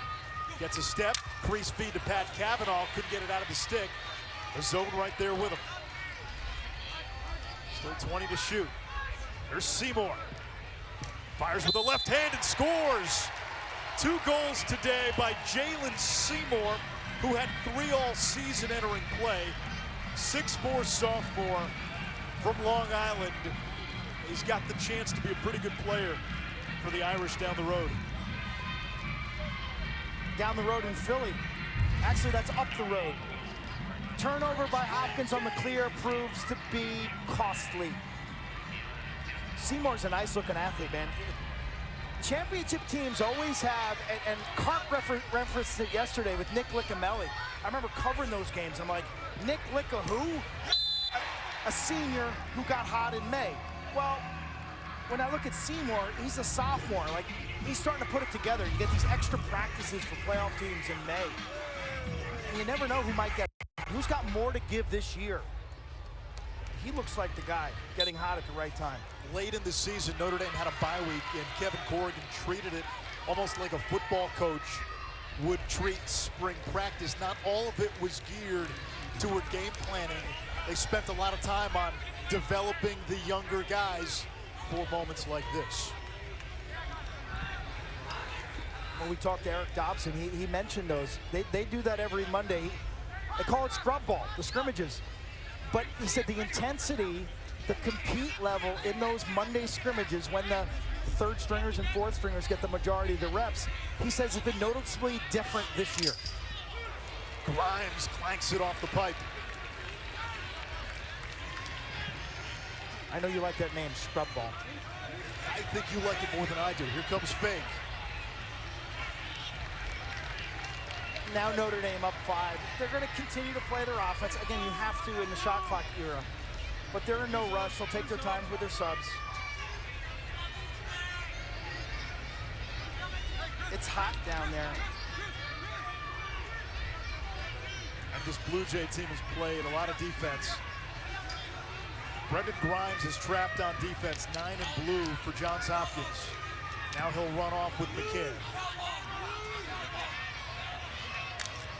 Tevlin coming in. Notre Dame using the sub game. Tevlin had a great look. Tevlin beat his man coming down in with the sub game. And Notre Dame found it. Fulton Bayman, 2 and white. Young man has been through 3 torn ACLs between his junior year of high school and his first semester at Notre Dame. Chris Kavanaugh. He was picked up by Smith. I don't see Pat Kavanaugh out there. Tevlin to the doorstep, and Taylor. Gray with the backup. So a breather here for Pat Kavanaugh. And with the shot clock winding down, Gray dumps it back.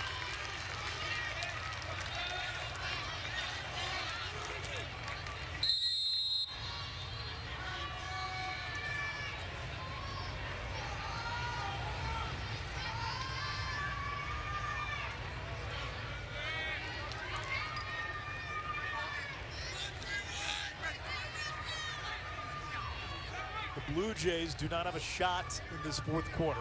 Earlier in the game, they went 10.5 minutes without a shot. And the scoreless drought for Johns Hopkins now 14 minutes. Fake. Chris Fake, 7 and white's done amazing. We're told the Notre Dame trainer is looking at Pat Kavanaugh's right leg.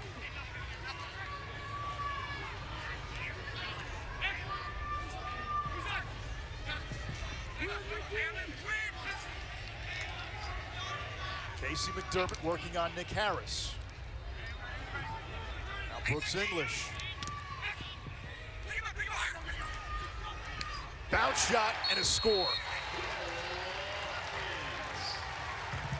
Collison with his second of the game. It's 11-7, still plenty of time left. There's Pat Kavanaugh on the sideline.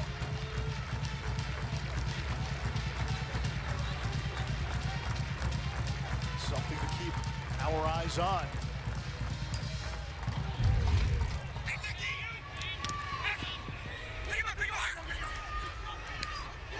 Collison's aggressive. He's got the body. The body dodger asserts himself to win the space game by driving top side. Number 27 recruit according to Inside Lacrosse. Lefty with a bright future. High school teammates with Finn Thompson of Syracuse. Big face-off win for Tyler Dunn and Hopkins. Yeah, essential face-off win.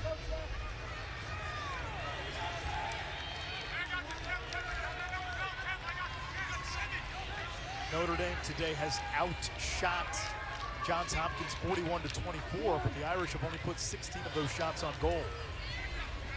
Hopkins has put 13 of their 24 on goal.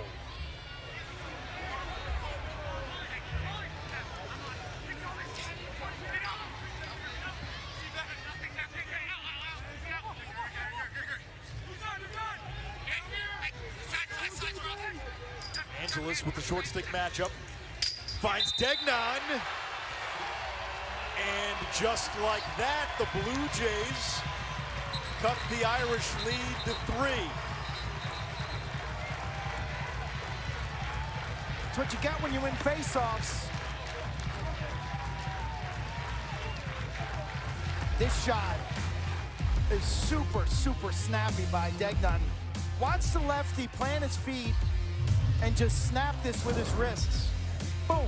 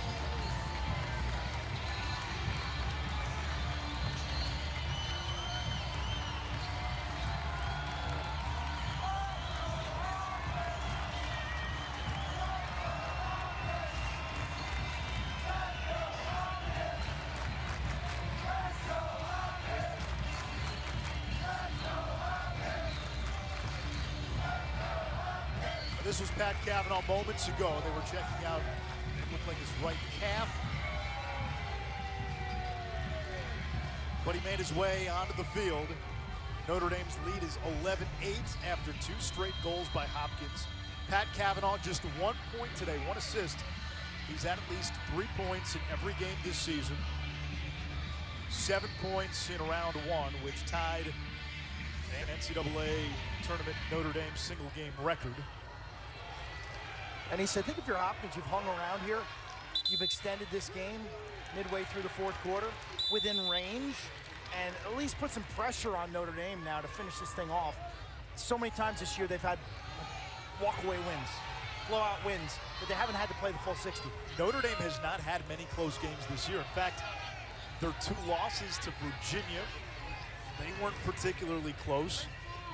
Outside of that triple overtime win against Maryland, you're right, Notre Dame has not had to play a 60-minute game. Most of the games have been decided or close to decided by this point.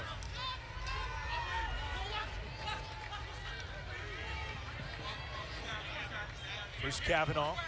Now has his man hung up. Marcille dances out of the cage. Cat and mouse. Cavanaugh for Simmons. Near turnover. Irish still have time to shoot. Simmons up top to Tevlin. Nice recovery by the Hopkins defense on that skip pass through Tevlin. They continue to make Notre Dame work deep into the shot clock. Simmons against the senior captain Zulik. Westland now. Looking for the crease feed. Marcille gobbles it up. All of a sudden, if Hopkins can get a goal here, it's 11-9. Notre Dame's the heavy favorite. They start feeling the pressure. Mazzone, Melendez, one more, doorstep, oh, it hit the post. Angeles with a great look.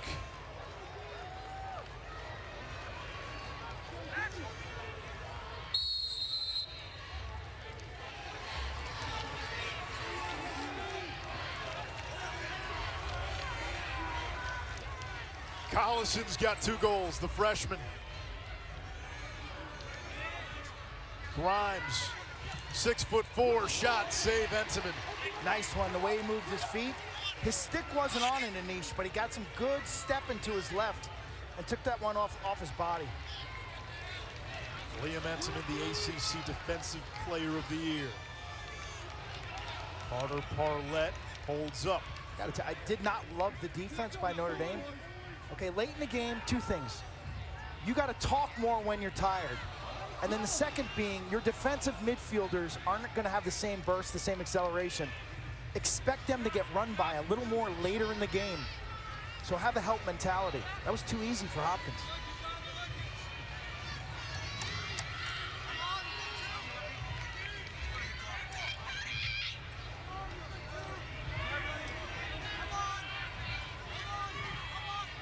McCann picked up by Raposo. Dobson from Chris Kavanaugh. Marseille there for the denial. You could see that one coming a mile away. It was nice circular passing off the double team from Notre Dame. Dobson is a natural lefty. That was in his wheelhouse, and Marseille read it. Hopkins now, Angeles.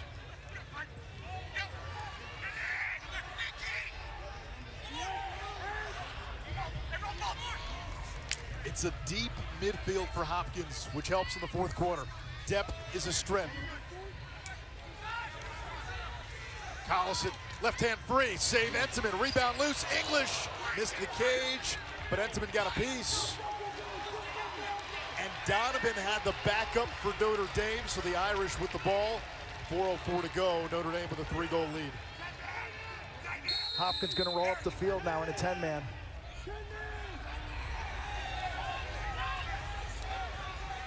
Dobson looking for help. He's got to play it back to Entenmann. Empty net.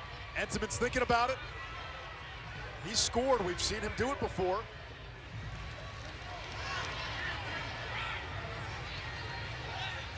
Great job by Notre Dame clearing against a 10-man. That's standard operating procedure in the ACC. Where right. Virginia 10-mans, North Carolina 10-mans. Peter Milliman was saying in the Big Ten, you don't see rides as much. Notre Dame doesn't do a 10-man ride, but it feels like it because of the two Kavanaughs.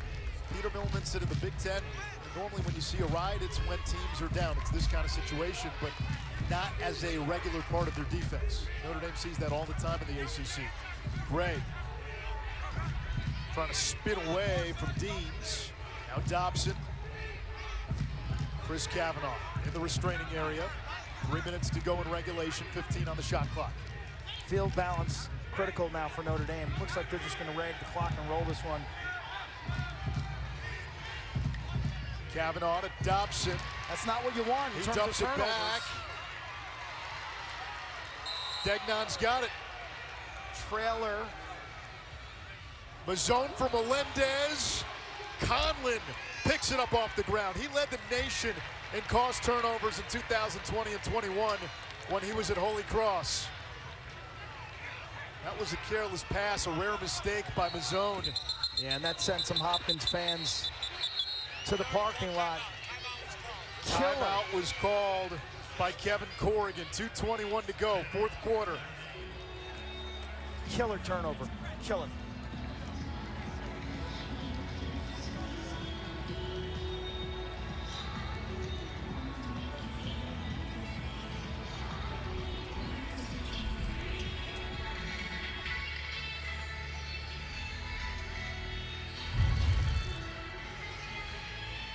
Get a nice look from the Super Mo. Entenmann guessing low. Angeles rings that one off the crossbar. Marseille doing a really good job from mid-range against Dobson, who brings the heat. Lefty with a three-quarter arm release in a low location at his feet. Entenmann with like 2 point-blank saves. He's something else, Liam Entenmann. He's about as flat-lined as it gets. He is a superstitious goalie. Likes to wear like the same sweats, same t-shirts. He taps the goal like 44 times before the game. He's a prisoner to superstition, unfortunately. Were you? Tried not to be.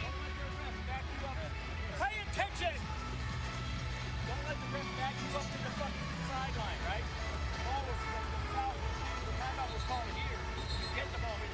Notre Dame's a team that has one huddle. You know, there's a lot of teams that have an offensive huddle and a defensive huddle. Well, in South Bend, it's Kevin Corrigan, and it's one huddle. Notre Dame's ACC brethren, Virginia and Duke, have already secured a spot in the semifinals in Philadelphia. Those three teams out of the ACC, Virginia, Notre Dame, and Duke, they were the only teams to be ranked #1 this season. And if Notre Dame hangs on, all three will make it to championship weekend. Penn State, yeah, they're going to be the underdog in the national semifinals, but Penn State will have a big contingent of alums who live in the Philadelphia area.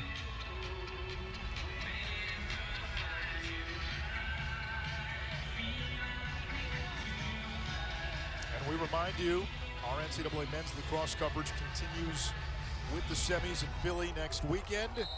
Saturday noon at 2:30, ESPN2. For more information, log on to NCAA.com, your home for all 90 NCAA lacrosse championships. Before I can finish the promo read, Chris Kavanaugh makes it a four-goal lead for the Irish, and that is a hat trick for the youngest of the 6 Kavanaugh siblings. Wow. Watch the way, Anish, that he handles this double team. This is really, really good. The sophomore. Watch this, he's double teamed, squirts through it, capitalizes on the different angles the defender's coming at him. Whoop. Chris Kavanaugh talked about it in the open. His brother Kevin, brother Matt, who played for Notre Dame on those great teams in 14 and 15. Brendan, Pat, and sister Colleen.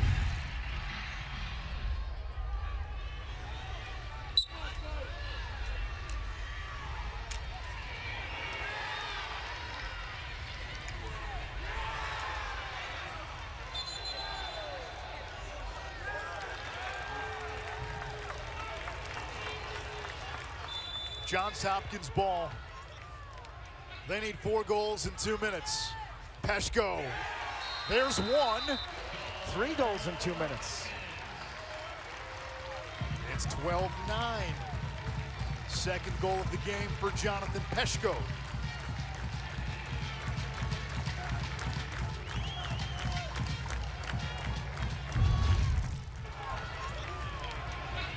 Strike before the defense can get set up from range. You see Edelman's on it. He's all over that too. So the impact of face-offs. Here we go. You open the door if you're Hopkins. He's good. Naruski wins it to himself. A chance for the Blue Jays. Over the wing. Melendez. Save, Entenmann. A Manganell up ahead for Tevlin. He lost it. Big ground ball knocked out of bounds by Notre Dame. It goes back to Hopkins. 1:46 to go. The last hurrah for Johns Hopkins. And a flag down.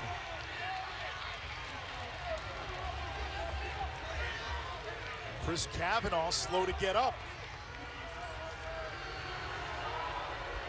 Wow, did Zulik hit him after he made that crossfield pass?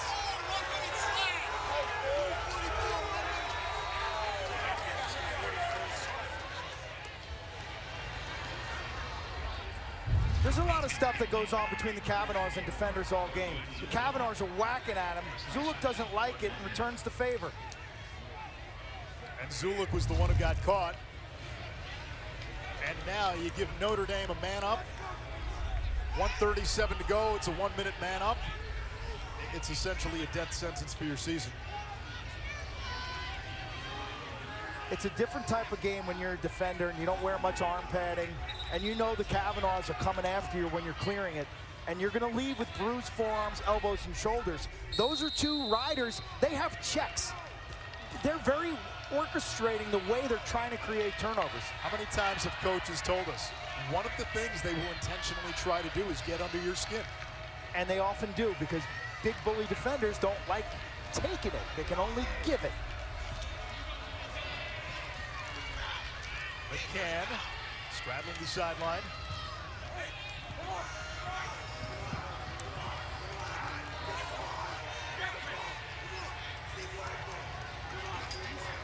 Notre Dame will kill as much clock as they can.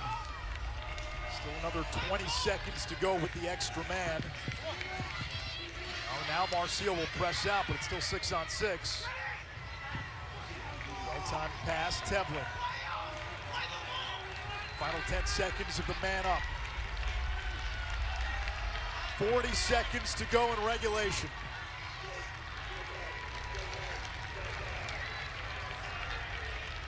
Six on six, Marseille stays in the cage. The white flag is up for Hopkins. Kavanaugh with the shot clock at 2, throws it away.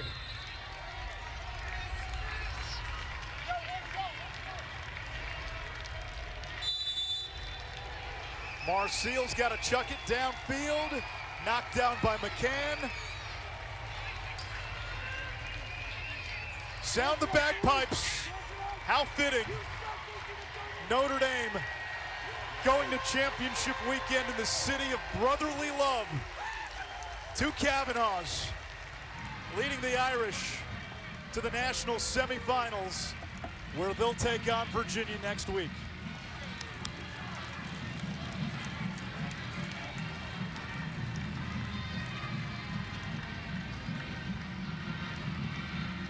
Quint, I think when you walk away from this quarterfinal weekend, the expectation was for Duke and Virginia and Notre Dame to advance. They have.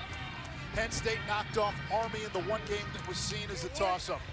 The Nittany Lions, they'll be a big underdog in Philadelphia. But these big 3, it's been circular motion all season. Notre Dame had Duke's number, Duke had Virginia's number, Virginia had Notre Dame's number. For an Irish team seeking that elusive championship, Pat and Chris Kavanaugh have publicly talked about it. They'll have to go through the semis, the team that's beaten them twice this year, and the only team to have beaten them this year. Impressed with Notre Dame today because I thought Hopkins mucked this game up strategically. They took Pat Kavanaugh kind of out of the mix, and you know what? Notre Dame said, yeah, we'll play slow. We'll figure this out. We're not going to panic. We may lose some face-offs along the way as well, and I like the maturity. I like the grit. I like the willingness to play hard for 60 minutes because at times this year has come really easy for them. This just felt different, and I think there's virtue in that. Johns Hopkins gave Notre Dame all they had, and they hung around until the final minutes. Simmons had 3 goals. You talk about unsung heroes in May. Jack Simmons came into this game with 10 goals all season. He's the Capital One player of the game, and now he'll face his old team, Virginia, for a 3rd time this season in the national semis. If you're Hopkins, you took a shot. You said, you know what, we're going to take Pat Kavanaugh out of it. They didn't factor in what Jack Simmons would do. How about Jalen Seymour as a bright spot for Notre Dame? And at the end of the day, Chris Fake clearly won his matchup defensively. He was super strong. Our championship weekend matchups are set. Quint, first glance, first impressions on what we'll see in Philadelphia next weekend. As you said, the 3 out of the ACC, from what I'm seeing, have been a step above the rest, and this is going to be fantastic because I think any of the 3 can take it. Duke, Penn State, Saturday at noon, followed by Notre Dame and Virginia. The field is set. On to Philadelphia, the city of brotherly love.